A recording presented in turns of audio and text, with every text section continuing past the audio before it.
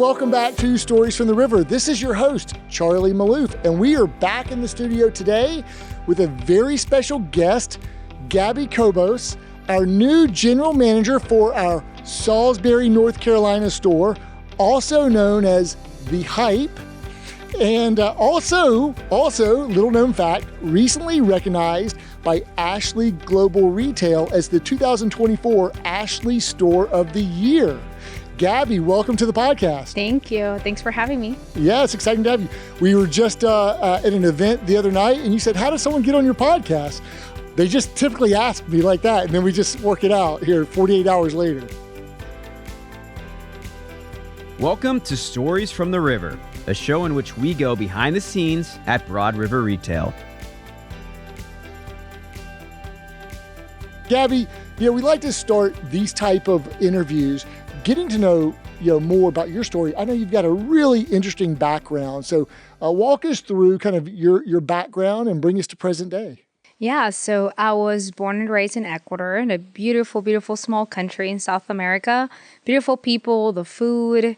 I really, truly had an incredible childhood. My parents were amazing. And funny story, when my mom was about 17, 18, she really had a dream to come to the States, just for a better future. Throughout the whole process and through doing it the right way, it just takes a very long time. So in the meantime of that, she meets my dad, falls in love, they get married. So now my dad gets added to the package. Then a year later, she gets pregnant with me. Then I get added to the package 2.5 years later, my sister. So it took her a very long time, for us to get that phone call and said, hey, you're ready to come to the United States. And then once we got that phone call, we grabbed our stuff and we just started fresh life here. So we were talking off camera and you were walking me through the timeline. It was like 17, 18, and then she met your dad when she was 27 and got 15 pregnant. Years later. Yeah, and then after that, another 15. So the whole process, I think you said, was like 25, 26 years. Yeah. So from age 17 to 43, but she never let go of that dream of wanting to come to the States. And then you guys settled where? Orlando, Florida. And you finished your high school, and then where'd you go to college? So I went to the University of Central Florida, had a great time. I did my last 2 years in high school here in the States, and it was great. It was also different because I didn't speak the language when I came in. So I knew the material, I just couldn't speak. Mm-hmm. And so what did you study and what was your major in college? So I did a major in psychology and a minor in education. So that's where my passion for training and education comes from. I got it. And so after college, what'd you do? Like, how did you get into this whole world of retail? So right after high school, actually, we were living with a family member that helped us out a lot as we were transitioning to the States. And we settled in Orlando, and my mom and I were just honestly shopping for furniture. So we just Googled it, and we got into the Ashley home store in the Waterfall Lakes Plaza. We walked in, and the atmosphere was amazing. I mean, we were working on a limited budget, so we were not sure yet what we're going to get. And the associate that welcomed us in, the vibe, the manager, it was just a great experience. We ended up buying a couple rooms from them that day, and they happened to be hiring. So I just went and say, I don't speak the language, but I'm bilingual almost. So would you hire me? And they did. Wow. In high school? Yes. For what role? I was for a customer service representative. Okay. So I started with answering the phones. They really took a chance of me. In that moment, I do believe they had a opportunity for someone that speaks Spanish. So that kind of worked in right in my alley. Yeah. But yeah, I started right at 18. Okay. And so did you work through college? Yeah. Okay, great. Yeah. And so then after college, did you just continue with Ashley? Yeah. I just started as like a shopper, and then I thought this will look great in my resume. Once I graduated college, I can do something else with my major. And then I just kind of fell in love with the company and the growth opportunity. Yeah. What people may not know is that the Orlando store is a corporately owned store. And so you essentially were working for Ashley Corporate, yeah. Ashley Global Retail, if you will, Ashley Furniture Industries, in their retail department, which I guess that technically that company was like Kingswear. Yeah, Kingswear Furniture. Mm-hmm. Yeah. And so, what roles did you have and how long did you work for Ashley Corporate? Almost 12 years with Ashley Corporate. So my entire, professional career being in retail furniture. I started as a customer service representative, part-time actually, because I was managing that in school. I got the opportunity to move into a full-time role. And then shortly after, there had been some shift in the organization and a office manager position had opened up. So I was like, why not? Let me give it a shot. It's pretty much what I'm doing, just more pay. Why not? And end up just working out very well. Few weeks into that position, one of my original directors says, we have a big need on this store. It was a top volume flagship store, the Kissimmee home store location at that time. And we need someone that could run it, as an office manager. And I'm like, that's a big deal. I went from I believe it was like an $8 million showroom to a $30 million showroom, and operationals in a bigger volume showroom, it's a lot more work. That's right. A lot. So that's kind of like how my career started. And then after that, although I was an office manager and I was required to be in the office taking care of all the operational stuff, we had so much volume and traffic in that store that I was constantly not in my office, which I love more. I love people more than doing reporting. So the same exact regional director walks in on a Sunday afternoon, which is not expected sometimes on a Sunday day. And he walks in and says, why are you not in your office? And I thought I was in trouble. And I was like, because there's business happening and I'm the manager in the store, I'm the office manager, but this is my ship right now. And from there is when my opportunity started with being able to do sales and sales manager, then becoming a general manager for them. Okay. I need to ask, when you took over office manager for the $30 million showroom, were you still in college or were you out of college? Yeah. You were still I was in college. Yeah. So you're young at this time. Yeah. Okay. And then when you went into sales management, were you still in college or had you graduated? Yeah. I had just turned 21. Okay. And I was probably the youngest, sales manager at the time.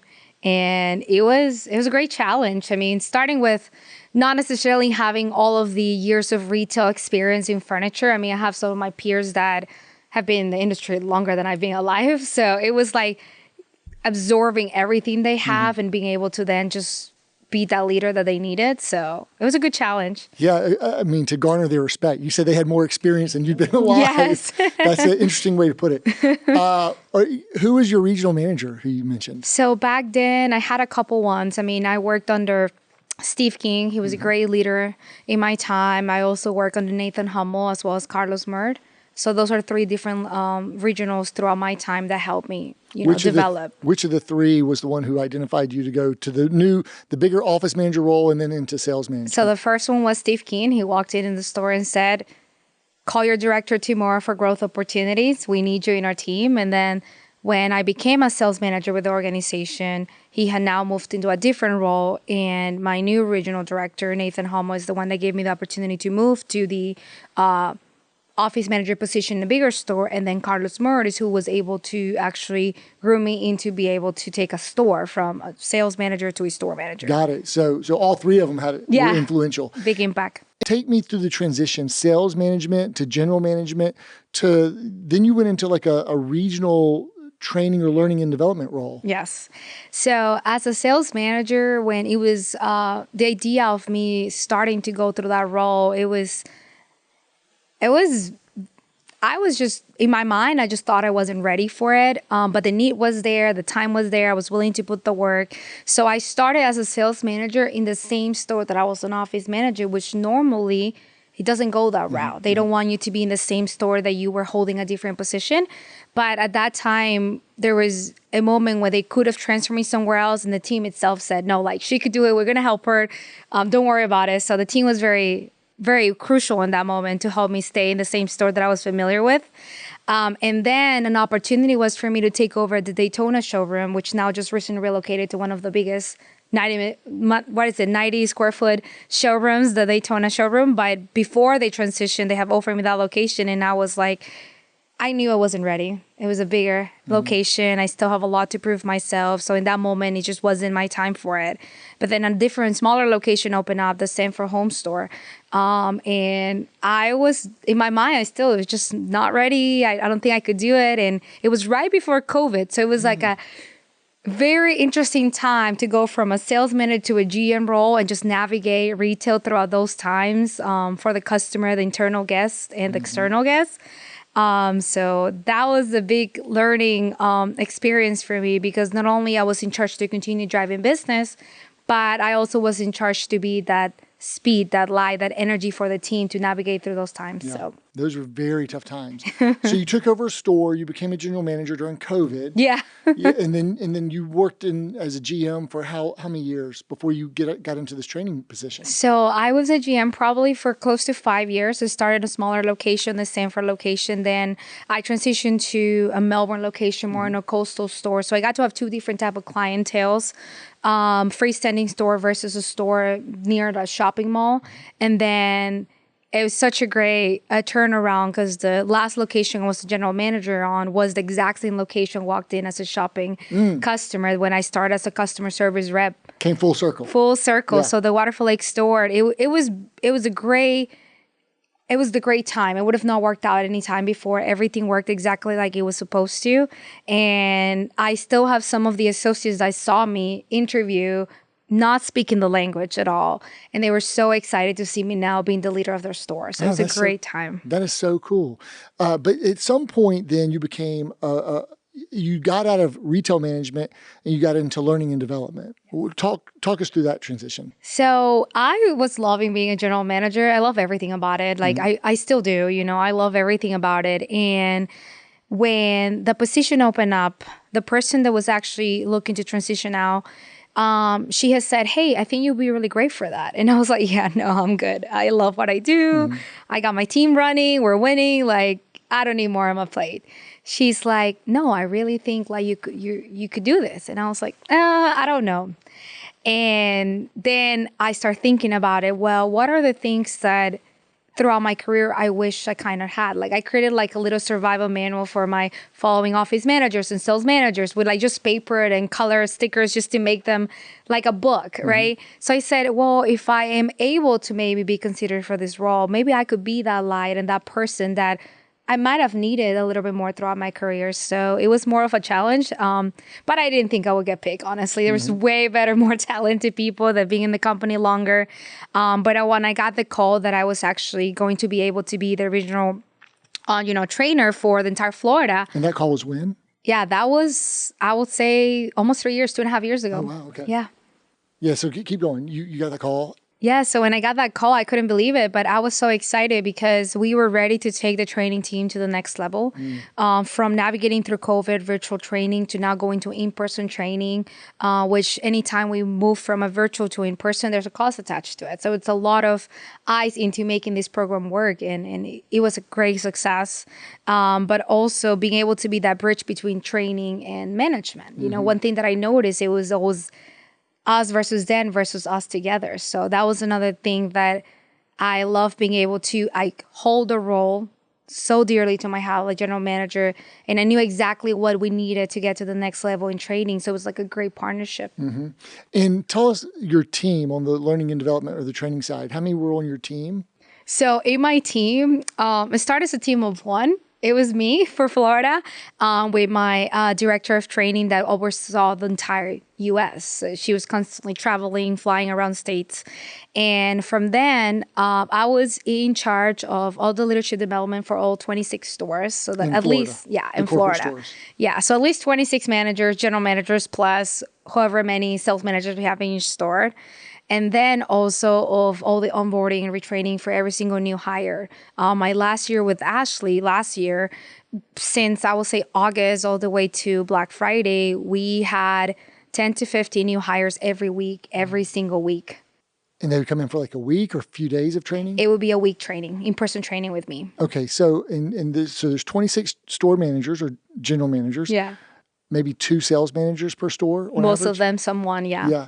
And then all the RSAs, the sales associates. Yes. And what about the retail, the sales office, the customer service? Yes. So like I will partner with the customer service, but we were mostly on the sales side. The commission and sales performance side.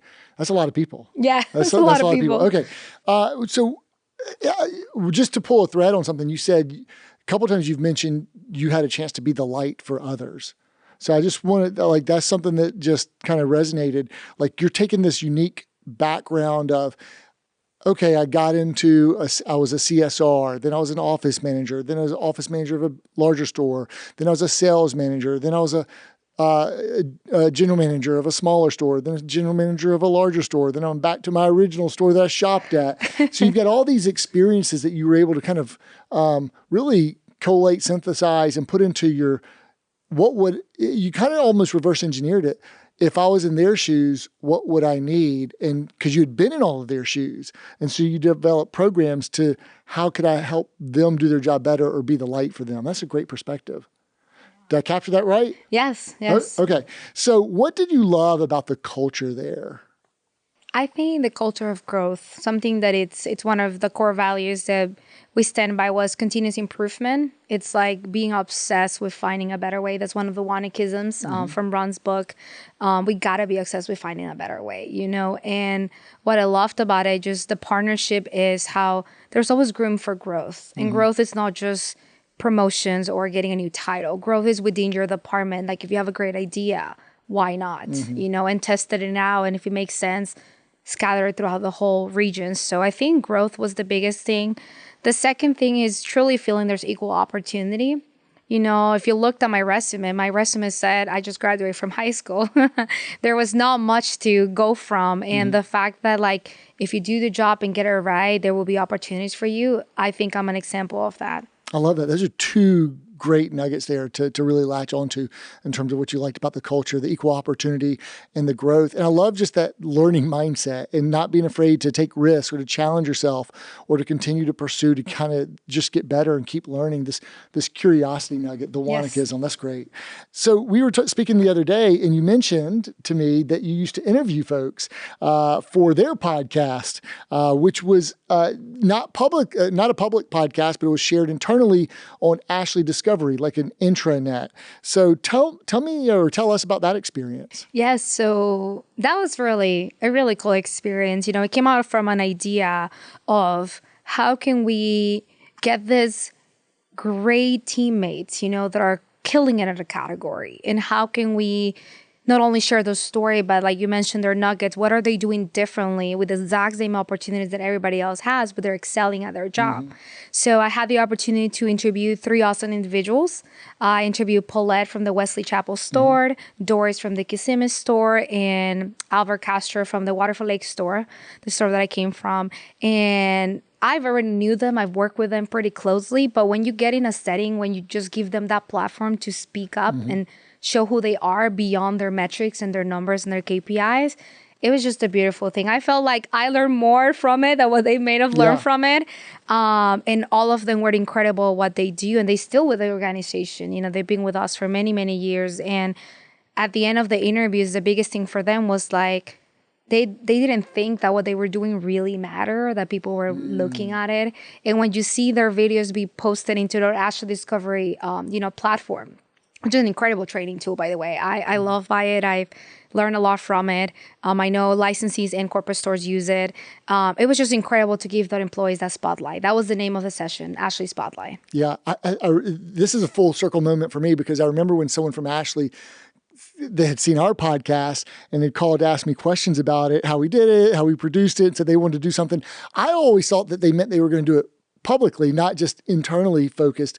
So I think what you're saying is you're ready to be a guest host of Stories from the River. Hey, anytime you need me. Hey, we're always looking for guest hosts. All right.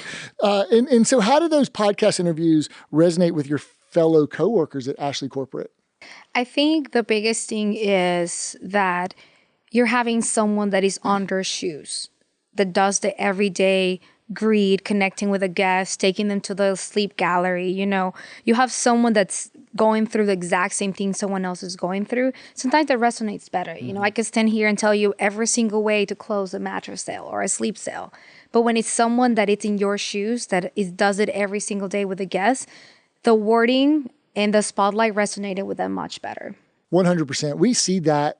We saw that when we used to take our experts on the road or $1 million memory makers on the road during Orange Crush tours, and we would do our town hall sessions, and then most recently during our sleep summits. And when you put Jamar Ray and Holly White in front of a panel answering questions, that's like the most interactive and most memorable part of those sessions, hearing from your peers who are doing it really, really well. Okay, that's great background information, but now somehow you've landed at the river. So we're going to transition here.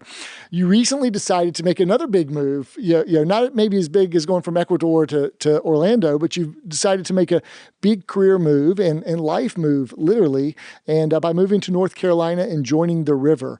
Tell us how that transition and decision came about. So I have always either way followed closely Broad River through LinkedIn.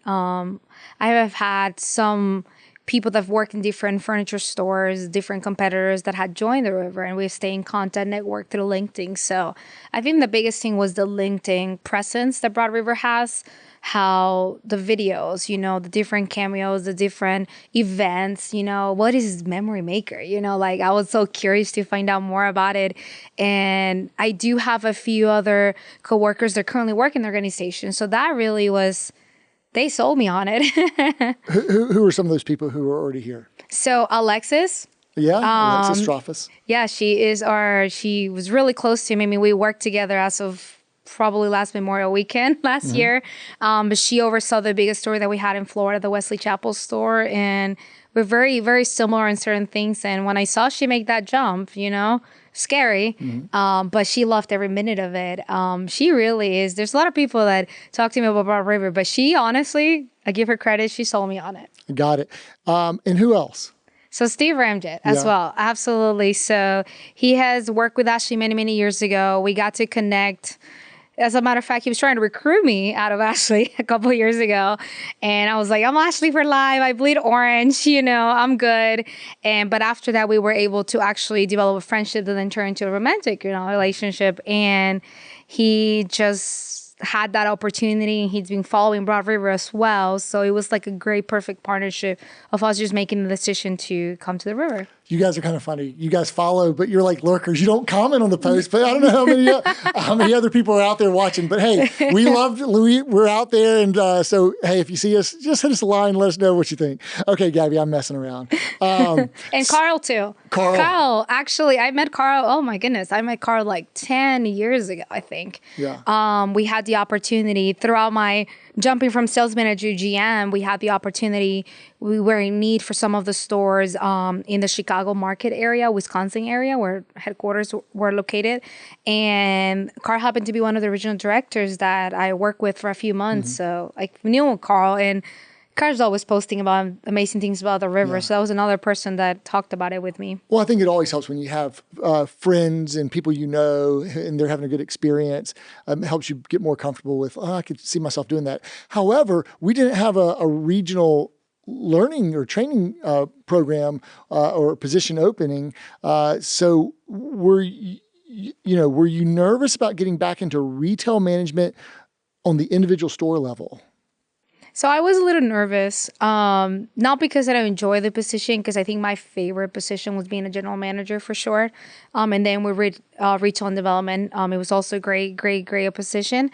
But I was, honestly, Charlie, I was doubting myself a little bit of like, I feel like I've done a great job, improved myself somewhere else, for many years. Now I'm starting from the beginning, and I got to prove myself mentally, internally, physically, but also prove to the river, like, I belong here. Mm-hmm, so that was kind of like my mindset coming in, like, I got to prove myself and just bring everything that I got and learn everything that I can. Because there's a lot that I've learned. I've only been here for 2 months, but I've learned a lot already. Yeah, I don't want to get into that, but yeah, you'd been with one company from high school for your whole professional career. So it's still in the Ashley world, but we do things differently, and every licensee and operation does things a little bit differently, and we're in a different geography.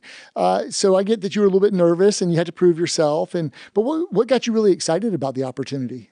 I think the biggest thing was getting out of my comfort zone. I feel like when you've worked somewhere for a very long time, you've learned a lot, and I was constantly growing and learning. But sometimes you do get to a point where in your professional career where you're like, what more can I do?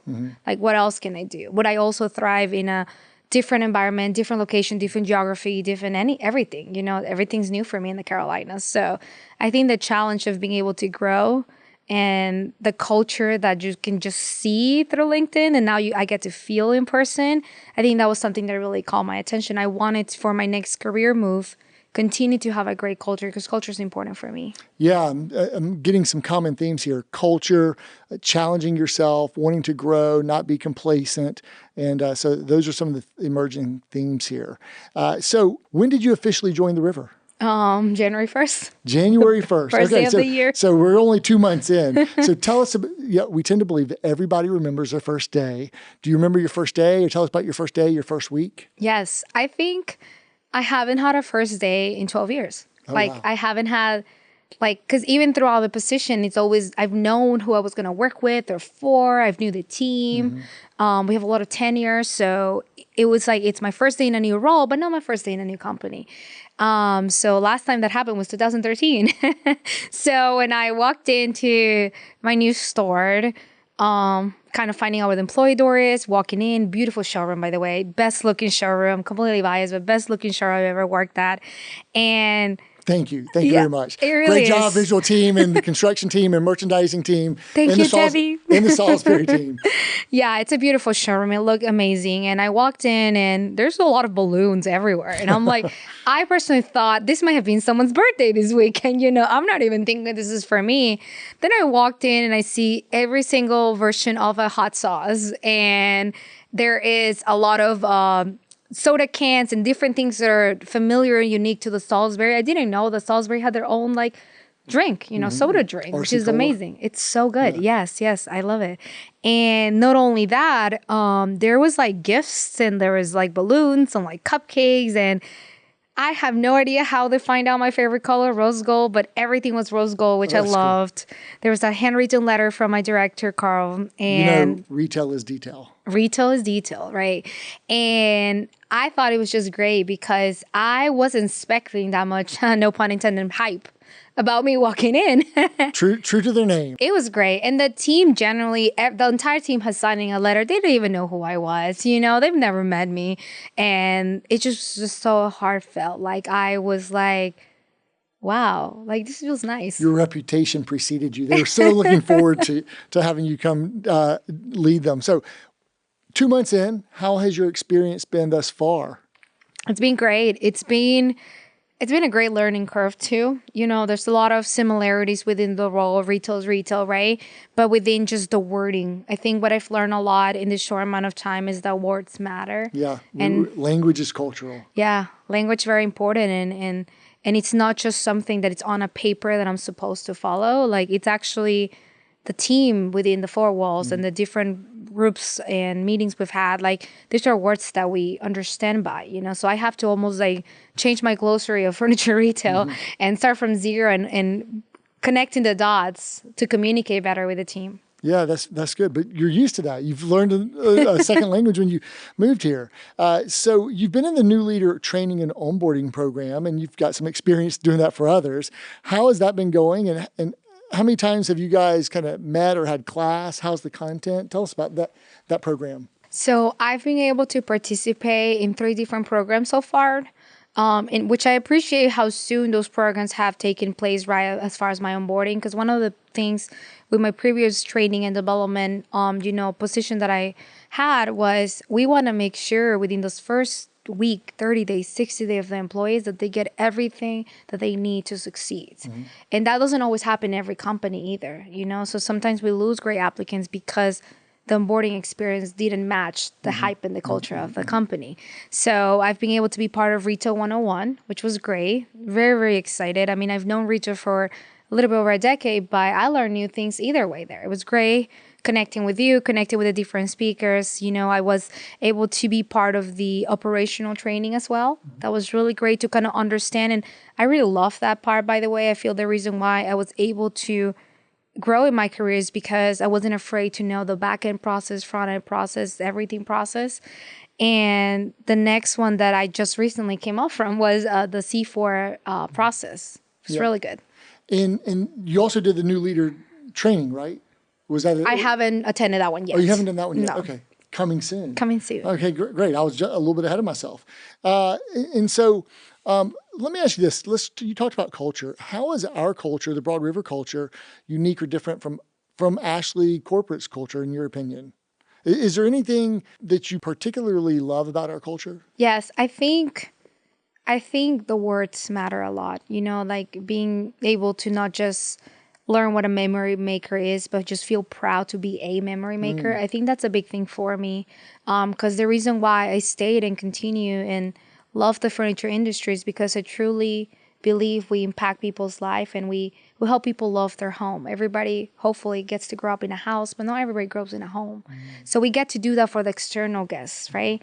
But here I also feel like I'm part of that same mission as an internal guest, as a memory maker. Yeah, that's very well said. Well, so you talked about words matter, and we're so kind of hyper focused on that. Like we don't say RSA; it's like a bad word. Retail sales associate.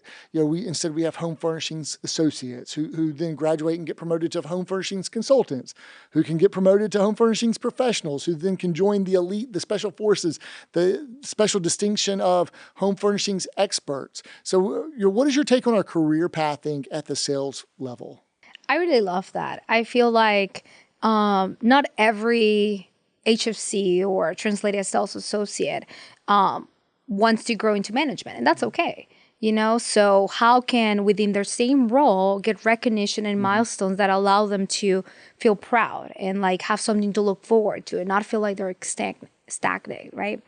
100%. You nailed it right there, because advancing in progress is rewarding in and of itself, and to go into have one title, and that's a great career. You're a sales professional. You're getting better and better. You're learning more and more. You're doing more, but you have the same title for the next 20 years. That's a little bit demoralizing. Yeah. Yeah.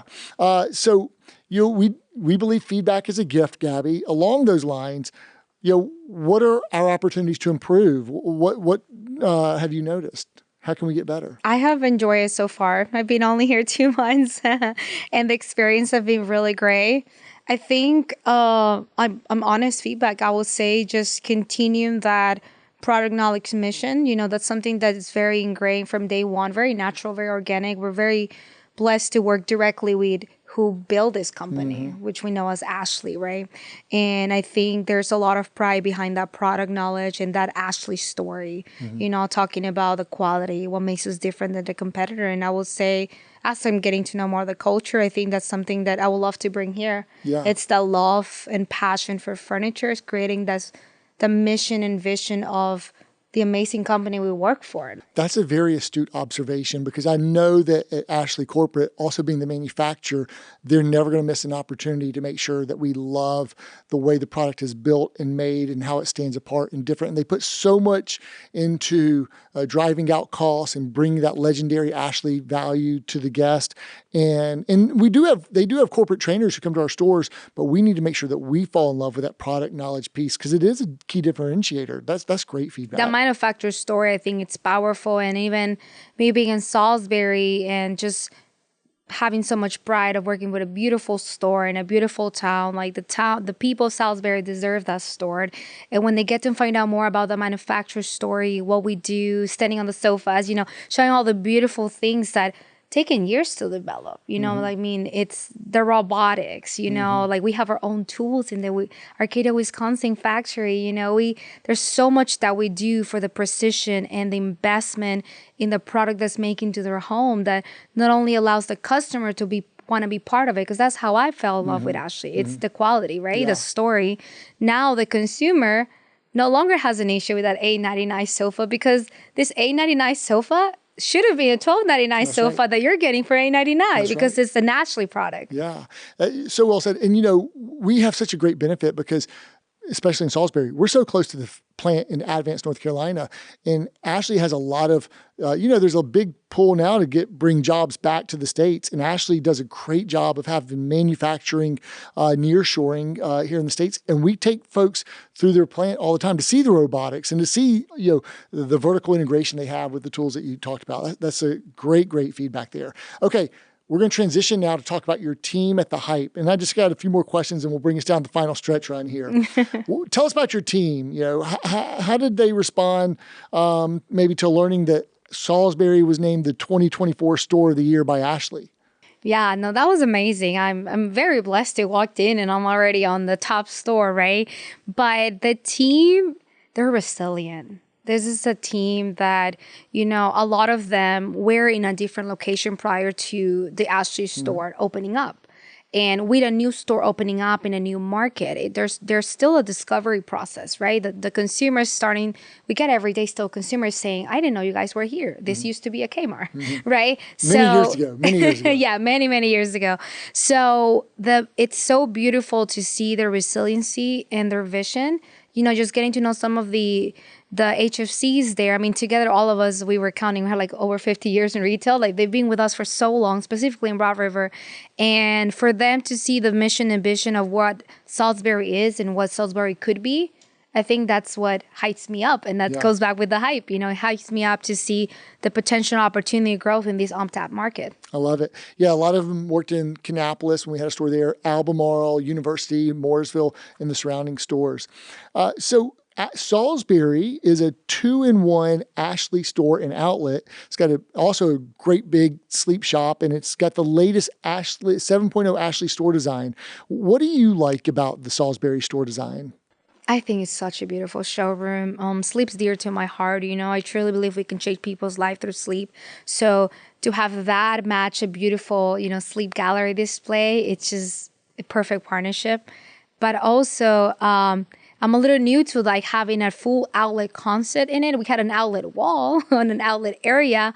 But I love that, I will say, hybrid approach. We have that guest that may be looking for that better deal, or maybe perhaps having something they can take with them today. One thing I've found out in Salisbury is that our community does appreciate that fast turnaround of what can I take with me today. And the fact that we have incredible pieces at incredible prices that they could put in the truck and take with them, it's a great partnership. I really, really enjoy that. And it hasn't affected us from selling our home store signature exclusive assortment. On the contrary, it's if the customer falls in love with it, let's see what other project we can help you find. So you're early in your career here at the River, but I can already tell that the future is incredibly bright. You got a very bright future ahead. And I know you're a goal-driven individual. So what are your goals for this year, for 2025? Goals for 2025. I mean, personal goals, find time for myself. I think I'm devoted to everything I do, family, friends, my job. But I think this is the 2025 years is Gabby investing in herself. I love it. You know what? Warren Buffett has said the number one investment you can make, and he's the world's greatest investor, arguably, is an investment in yourself. But I thought you were going to go a different way with that, because in one of our meetings, you told me that Salisbury was going to be an encore store of the year for 2025. I said, go, you guys. Oh, yes. No, bring it on. I mean, we're excited. And we know what we need to continue doing to not only get there, but to dominate that. And as I'm getting familiar with the different awards here, like we wanted them all. Yeah. Well, I know if you invest in yourself, the rest will happen naturally. And beyond this year, what are some of your goals, or what do you hope to achieve here at the River? I'm very, very focused in growth. And like I mentioned earlier, growth doesn't always mean holding a title. I can grow within where I'm at.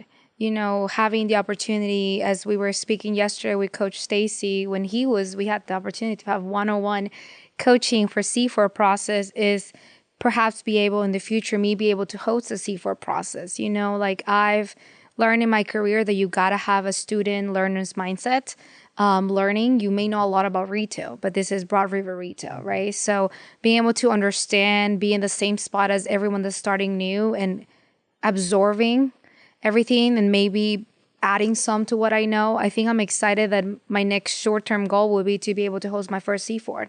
I love it. And by the way, we're going to do a series on our C4 sales process right after this episode airs.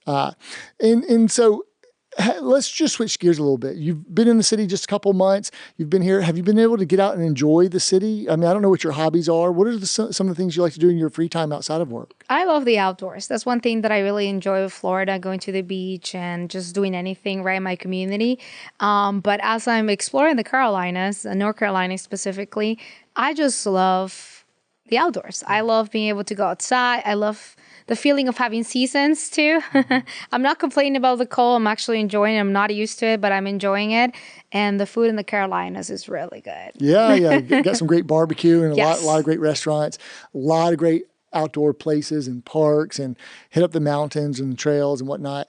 The U.S. National Whitewater Center is always a good activity if you haven't been. So professionally, how else do you sharpen your saw? What do you do to improve yourself, or how will you invest in yourself?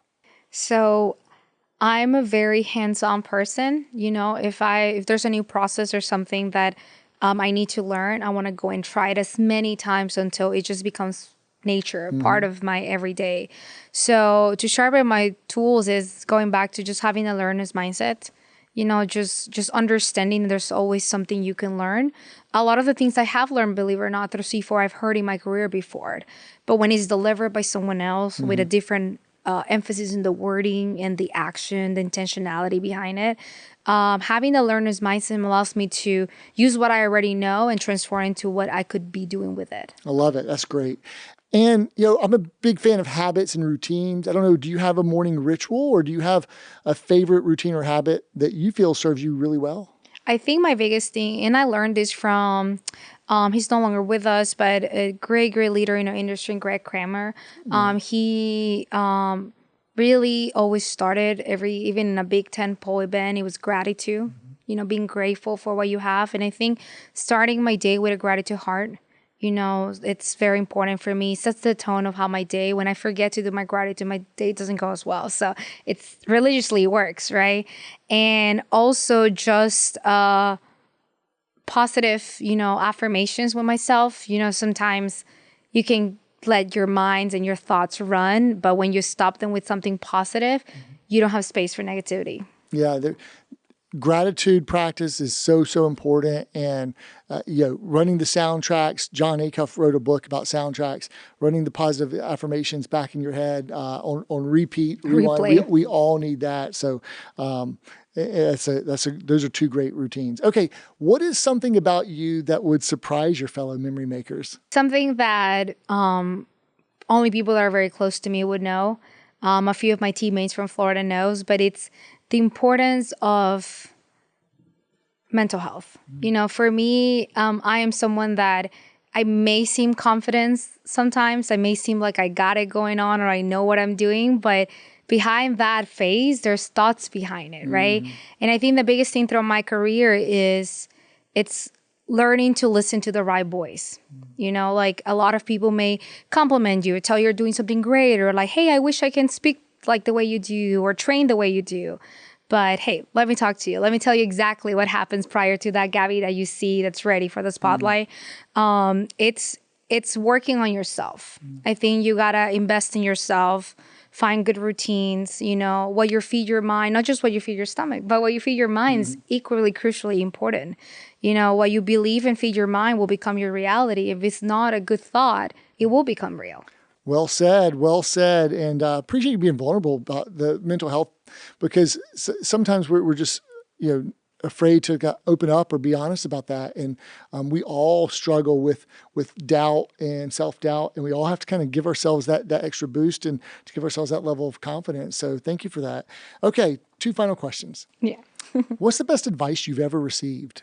I've received a couple of advice throughout my career. I've had really great mentors and leaders throughout my career. One of them was slow down and enjoy the moment, enjoy the process. Like sometimes we get caught up in the habit or the excitement of something about to happen, but you got to just sit down and breathe and be present. Another one that it wasn't given to me, but I actually learned it from one of my favorite people ever, Mother Teresa. She's amazing. She always says, it's not about how much you do, but how much love you put into giving. And to me, that has really shifted what I do. It doesn't matter how much you're doing. If you're forgetting to love one another, or the reason why and the passion behind why you're doing what you're doing, then it defeats the purpose. So that's one of the favorite things I like to share. Another mic drop moment from Gabby Cobos. Gabby, final question here. To someone who doesn't work at Broad River Retail, but they're thinking about joining the river, what advice would you offer to that person? I'll say take the jump. Take the jump. Like just jump. What I will say though, honestly, is, you know, what you do see through the platform LinkedIn, it's real. I'm feeling it. You know, like the culture, the emphasis. I mean, throughout this week, we're celebrating all memory makers. It's the Memory Maker Week, not just a day, it's a whole week. That's right. We don't do Employee Appreciation Day. We do Memory Maker Appreciation Week. Maybe that should be a podcast series. I think it has been. There is a podcast that I actually heard not too long ago about explaining what's a Memory Maker and what is a Memory Maker Week and how the idea came out. So you should check it out. We're going to have to link to so many previous episodes in the show notes here. Yes. But my biggest advice would be, if you're passionate, you got to be passionate about furniture. I mean, you can't join furniture and not be excited about it. Like, I lose sleep over thinking about the incredible things that we have. You got to be passionate about that. You got to be passionate about people, you know, not just the external guests walking in, but the internal guests, right? Yeah. And you got to be someone that is excited to be part of something greater, something bigger. And I think that's the beauty with Broad River is you feel like you're part of something bigger than you even envision, even in your first, second, third day in. So if you're ready for that and you're passionate about it, why not? Yeah. We get to furnish life's best memories for others. And, you know, we will grow as far as great people, excellent, amazing, incredible people like Gabby Cobos will take us. So come join the river and we'll continue to grow because of people like Gabby and people like future Gabbys who might be joining us. Gabby, thanks so much for taking time out of your very busy day. I know you got to drive back up to Salisbury to get back into the store, but thanks for taking the time to share your early experiences, your first couple of months here at the river and your 12 previous years with Ashley corporate in Central Florida and all over Florida. So thanks so much for joining us. Thank you. It's been a pleasure having you. Hey, thanks so much for listening to this episode of Stories from the River. We try to bring you fresh new content every Tuesday and Thursday on your favorite platform, whether it's Apple Podcasts, Spotify, or YouTube with the video versions. Thanks so much for joining us, and we'll see you next time. Thanks for listening to Stories from the River. To check out more episodes, visit storiesfromtheriver.com. To watch this episode, go to youtube.com/@storiesfromtheriver. Join us again next week, and remember to like, rate, and subscribe to the podcast.